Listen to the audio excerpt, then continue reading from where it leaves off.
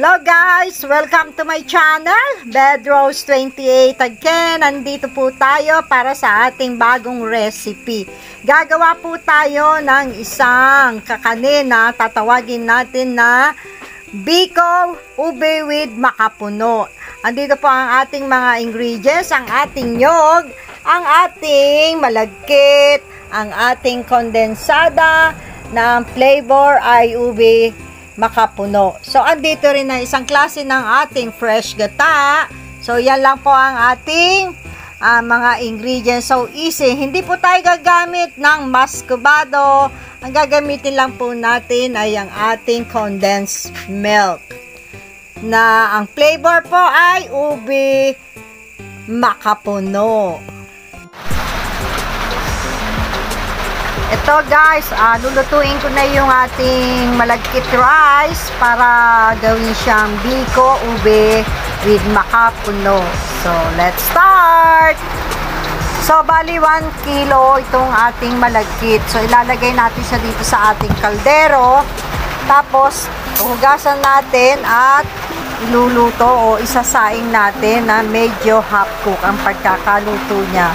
Para hindi ho maging labsa ang ating biko ube with makapuno.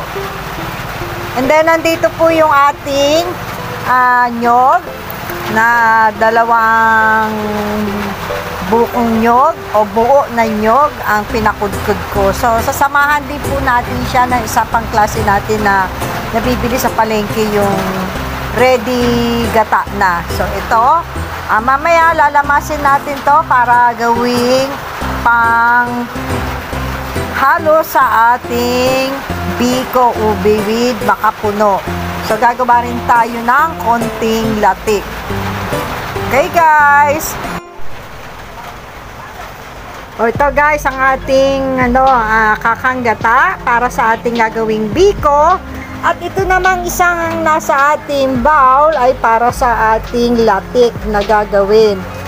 Yan ang itatoppings natin. So, iluluto na natin ang ating biko ube with makapuno.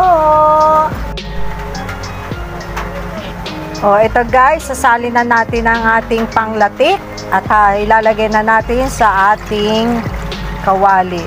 At doon natin siya lulutuin para maging latik. So, buksan na natin ang ating kalan upang ating lutuin ang ating masarap na latik.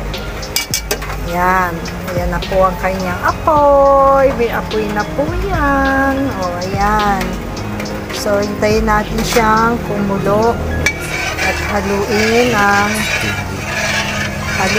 haluin.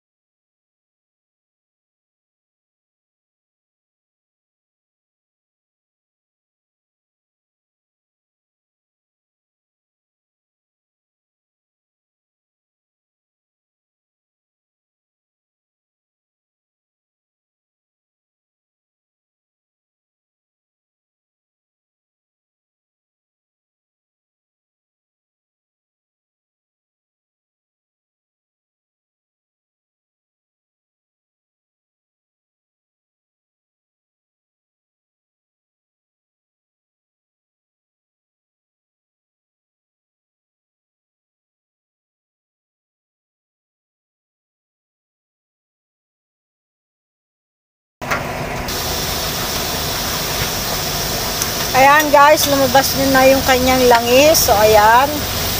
Ayan ang ating magiging latik. Itong puti-puti na to, yan ang ating latik. Medyo papula-pulahin natin.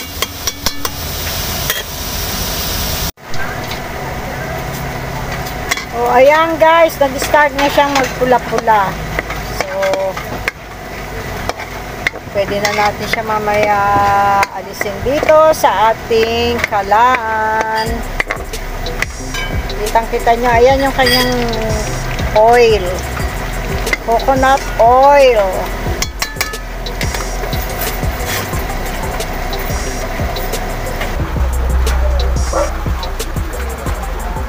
O ayan guys, ito na yung ating ginawang latik para sa ating biko ube with makapuno. Guys, sunod naman natin ang ating biko, yung ating malagkit, ilalagay natin dito pag oras na malapot na itong ating kakanggata. Hintayin natin siya kumulo ng kumulo. So guys, lalagay na rin natin ang ating kondensada, ube flavor with makapuno. Ayan, hindi tayo gagamit ng maskubado. Ayan po, lagay po natin muna ang isang condensed milk with ube flavor. So hintayin po natin siyang lumapot ng lumapot bago po natin ilagay ang ating malagkit.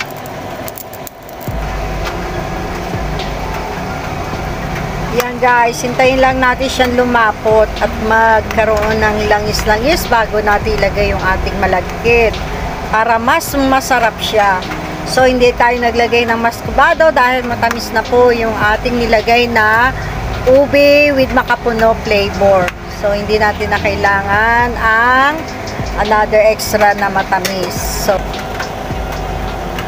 yan guys, kulong-kulo na yung ating kakanggata at yung ating ube flavor with makapuno.